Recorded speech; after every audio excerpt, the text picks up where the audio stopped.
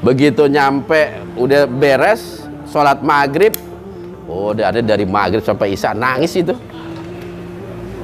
nangis. Kalau nggak salah hari ke-7 ada 3 teman aneh yang santri baru nih ngajakin kabur. Apa ikut? Aneh waktu itu teman aneh orang Surabaya, orang Sukabumi, orang Ciledug sama Tangerang, bertiga. Kebutuhan satu kamar semua.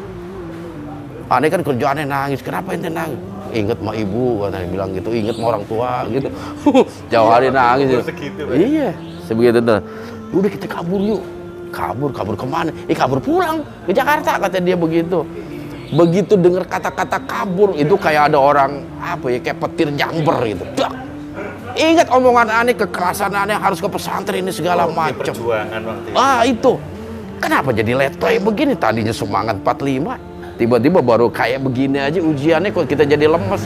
Gara-gara dengar kata-kata kabur, wah aneh semangat itu. Aneh harus hancurkan semua ini kesedihan. Kalau nggak kayak begini, aneh akan jadi orang yang kalah begitu. Aneh bilang, wah enggak, aneh nggak mau kabur. Aneh bilang, ini tapi ente mau nggak bantuin aneh kabur, kata dia gitu. Kalau bantuin oke lah, kata dia gitu. Jadi di pesantren aneh itu di samping itu ada pintu yang biasa suka masuk ustadz. Itu pintu yang paling aman orang untuk santri keluar, karena nggak pernah dikunci. Kalau yang lain gerbang itu dikunci, tingginya juga 2 meter lebih. Lewat mana? Lewat pintu samping. Oke, aneh bilang gitu. Kim, ente jaga gang. Kalau ada ustadz lewat, ente kasih kode, katanya. Temen aneh kan udah siap bawa koper, bawa itu segala macam, 3 orang tuh. Dan tempatnya kan belok begini. Jadi ada sweetnya, aman gitu. Kan jalan tuh. Aneh jaga di pintu itu kan. Pas begitu anak-anak udah masuk ke lorong itu, pintu kebuka. Ustadz aneh keluar. Loh, Kim, ada di sini. Iya, Ustadz. Ngapain kamu? Temen aneh kan di belakang gitu. Bertiga dia begini sambil bawa koper. Ustadz aneh menghadap ke aneh, Ustadz, ke belakangin dia. Lagi itu saat merenung aja. Pas gitu Ustadz aneh nengok. Teman aneh jalan bawa koper udah pura-pura blow on itu. Balik. Ditanya, itu siapa yang bawa koper? Ada bilang aja apa ada aja udah. Wah, lucu itu. Tapi hikmahnya itu, sejak ketahuan dia udah nggak ada rencana mau kabur lagi. Udah nggak ada rencana. Udah nggak ada rencana itu, sampai lulus bareng sama aneh. Sampai lulus bareng. Makanya kalau ada ceritain, udah ketawa-ketawa itu. Iya, Pak, itu nggak akan hilang itu sampai. Wah, bener. Itu kalau ustadz nggak masuk, wah udah minggat itu. Entah kemana rimbanya sekarang. Nah, apa di pondok ini terus pernah nggak pulang ke Jakarta itu sampai berapa waktu? Aneh kalau nggak salah itu setelah 6 bulan aneh pulang. 6 bulan. Tapi dulu alhamdulillah kita terselamatkan surat. Oh iya, suratan. Jadi kita punya jadwal khusus tuh. Hari Senin aneh harus kirim surat. Harus itu kirim surat. Karena sampai Jakarta itu pasti hari Kamis kalau nggak Jumat. Nah orang tua aneh ngebalesnya Sabtu dan Minggu. Senin harus dikirim. Karena kalau nggak Kamis Jumat sampai ke pondok. Jadi kalau udah hari Jumat, deg gitu. Karena apa? Mau nerima surat dari orang tua. Wah, kita udah di depan gerbang kan nunggu mana tukang kantor pos masuk. Begitu masuk kan pakai tas itu tuh, samping sepeda aja itu. Muhammad Hakim ada nggak? Muhammad Hakim gitu dilihat udah. Oh ada ini, tapi kan harus masuk kantor dulu. Wah, tapi udah lega, alhamdulillah. Habis sholat pasti dipanggil gitu. Tenang, udah datang surat. Itu aja hiburannya udah. Keindahan apa hidup di pondok ya? Wah, suka dukanya luar biasa. Luar biasa. Saya mau melonjak dari apa habis di pondok ini, Pak. Banyak sih sebenarnya pertanyaan-pertanyaan yang nggak mungkin Abah ini tahu-tahu begini kalau tidak ada jalani sesuatu. Misalnya tirakat kayak apa kayak itu. Nah, itu bisa dibagi nggak Pak sama kita?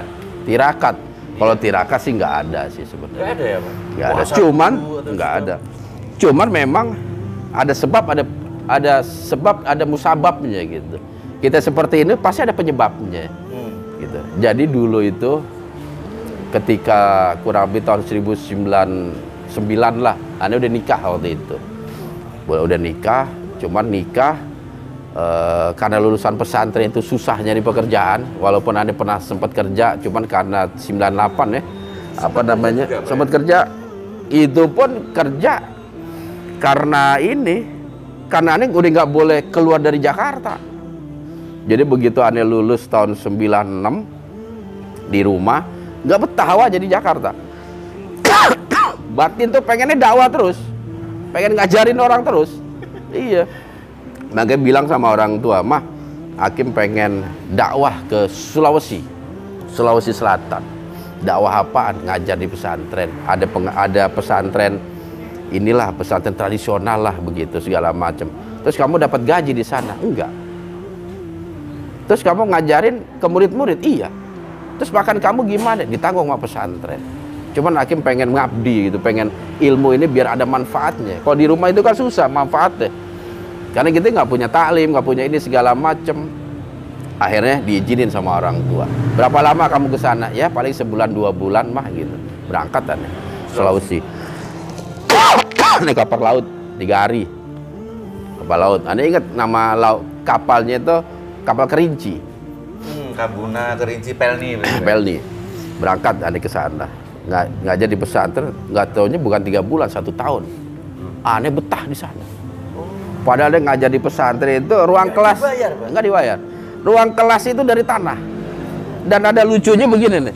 Begitu aneh langsung nyampe di daerah Maros pesantren itu, Sulawesi Selatan. Kan ke rumah ustadznya itu agak jauh lah. Ada gerbang, banyak tukang becak dan lain sebagainya. Bilang, Mas bisa antar saya ke rumah ustadz ini gitu. Ada bilang ini nggak usah disebut lah namanya. Oh bisa, tahu rumahnya. Oh tahu kata dia. Naik becak. Dia bilang, Mas datang dari jauh ya kata dia itu. Iya, dari mana? Dari Jakarta. Masih saudara sama ustadz ini? Enggak, saya rencana mau ngajar. Di dalam memang ada ini ya, ada kelas-kelas segala macam. Oh ada kata dia. Oh Mas ngajar di situ nanti katanya. Iya gitu. Udah dibiasa aja. Udah aja ke rumah ustadz itu, dikasih tahu, besok pagi ada mulai ngajar. Dia tahu nggak ada ngajar apaan? Apa? Matematika. Jauh dari kata pesantren itu. Matematika ada belajar. Bisa, belum tahu. Ada paling jauh 5 tambah 5 10, 7 tambah 8 15. Tahu ada berhitung. Bener. Betul kan? Selama berapa waktu belajar matematika, Pak? Ngajar. Udah gitu apa? Begitu besok aneh suruh ngisi matematika dulu waktu itu. Karena aneh baru datang. Kebetulan nggak ada guru matematika dan nggak ada yang bisa ustadz ngajar matematika. Nggak ada yang bisa. Makanya aneh ngisi lah kekosongan itu agar santri-santri bisa berhitung, bisa ngitung segitiga, segala macam lah gitu. Karena aneh dulu matematika aneh nomor 1 terus. Di pesantren, Cak, dipanggil, Cak, kalau aneh mau ujian matematika nih di guru, ini kan biasa meja guru nih, murid kan hadap guru, ada suruh bawa bangku, Kim maju ke depan, duduk di samping gurunya, ustadz aneh menghadap ke murid, asisten guru. Iya, biar nggak pada nyontek. Karena aneh orangnya nggak tega. Bukan jari dan oh keren disontek. Lagi ulang kan, lagi ujian, aneh pasti seperti itu. Gitu, karena nilainya nggak usah diperiksa pasti 100. Dan itu bermanfaat pesantren. Aneh juga nggak tahu kenapa Allah kasih aneh mudah mempelajari matematik tuh dari dulu tuh. Kalau teman pesantren aneh ini pasti mereka paham gitu. Kalau belajar matematik udah gitu. Ada di sana ngajar matematik. Kata tukang becak yang bawa aneh kemarin, murid aneh. Loh, ente kok di sini? Dia bilang yang becak tadi. Nggak mangkal katanya loh. Nggak, saya santri sini. Wah, susah lu santri. Untung kita nggak ngapa-ngapain waktu itu kan gitu, tetap sopan gitu. Udah ada yang ngajar. Nah besoknya baru diatur, aneh ngajarin sejarah kebudayaan Islam pada akhirnya itu. Nah sampailah 1 tahun, ibu aneh telepon mulu. Ini sudah hampir 1 tahun belum pulang-pulang kata. Mak betah mah di sini. Gaji kamu berapa? Nggak digaji. Sudah ada telepon dari bayangan gitu. Udah. Dulu ada SLJJ. Iya. Wartel. Zamannya wartel dulu. Ada SLJJ. Jadi kita di rumah kan ada telepon, aneh yang suka telepon. Ibu aneh pasti menyasik, kamu bener nggak digaji? Enggak, Pak. Tapi makan dapat. Tidur bisa. Ada rumah di sini buat tidur. Cuman nggak digaji. Terus waktu itu sampai menjelang puasa ibu aneh udah nggak ada alasan itu untuk nyuruh aneh pulang tuh nggak punya alasan kecuali Lebaran.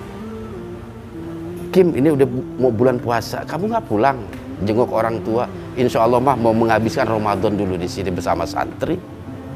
Terus kamu kesininya kapan? 5 hari sebelum Lebaran insya Allah, aneh bilang gitu. Oh, udah 5 hari sebelum Lebaran aneh pulang. Nah di situ ibu aneh langsung ngubungin saudara. Kebetulan saudara aneh seorang pengusaha, dia punya perusahaan banyak. Dia ngadu ibu aneh ke om aneh itu, tolonginlah. Hakim nih abis Lebaran bilang mau ke Kalimantan Timur, ke daerah Tarakan, bilangnya mau dakwah. Mana orang tua ada ngelarang anaknya dakwah? Ada bilang yang abis Lebaran ini mau ada panggilan yang lebih jauh lagi, Kalimantan Timur, daerah Tarakan, Nunukan itu kalau nggak salah, di perbatasan itu. Di sana ada pesantren yang butuh pengajar, nggak dibayar. Cuma ada giat waktu itu, oke deh, ada pesantren, walaupun nggak dibayar, yang penting ada makan, ada tempat tinggal, cukup udah. Oh kita hidup karena itu kok, bukan karena gaji, seperti itu. Akhirnya mau om aneh disetujuin, oke lah nanti habis Lebaran suruh ke kantor om. Oh udah aneh ke kantor, tetap begitu ke kantor, Kim, kamu kerja ya bantu om di sini. Kaget aneh, lah om, Hakim kan lulusan pesantren, ini perusahaan nggak ngerti segala macem. Om aneh bilang begini, ini yang bikin aneh jadi takluk, Kim, kalau om buka lowongan di koran, ya syarat S1 mungkin lebih dari 100 orang yang ngelamar di perusahaan om.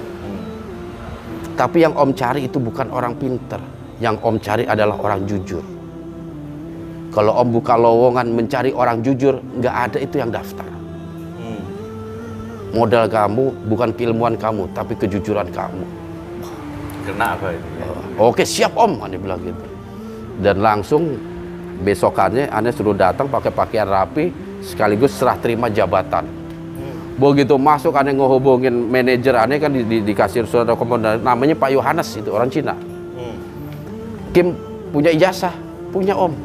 Ijazahnya apa? SMP. Kaget om aneh. Bawa aja dia. Katanya kan kamu pesantren kan? Iya om, bawa pesantren. Jadi semua persyaratan formalitas dibawa. Begitu aneh ngehubungin manajer aneh tuh, Pak Yohanes, bawa lamaran, ngasih geleng-geleng kepala dia. Biasanya jabatan tuh S1 di situ. Karena apa? Aneh dikasih jabatan kabak umum. Langsung kabak. Langsung kabak dikasih. Ijazah kamu apa? SMP. Pak Yohanes di situ sudah ada. Terus kamu lulusan pesantren juga? Iya Pak Yohanes itu juga sudah ada. Kamu bawa CV? Enggak, saya nggak bikin. Om saya nggak nyuruh saya bikin itu. Diam dia langsung. Itu jawaban skakmat itu. Kalau aneh bilang enggak, kamu bikin, pasti begitu. Langsung aneh bilang, om saya nggak nyuruh saya bikin itu. Masa dia nyuruh, omnya bosnya dia aja kagak. Om aneh kan yang punya perusahaan itu, gitu. Aneh langsung begitu. Oh gitu, nanti saya yang bikin katanya. Nanti kamu tinggal tanda tangan aja kata dia. Udah kamu sekarang hubungin namanya Pak Tarno, Anda ingat toh? Kamu ke lantai 2 ketemu Pak Tarno, kamu minta ajarin apa porsi pekerjaan kamu kayak gimana gitu.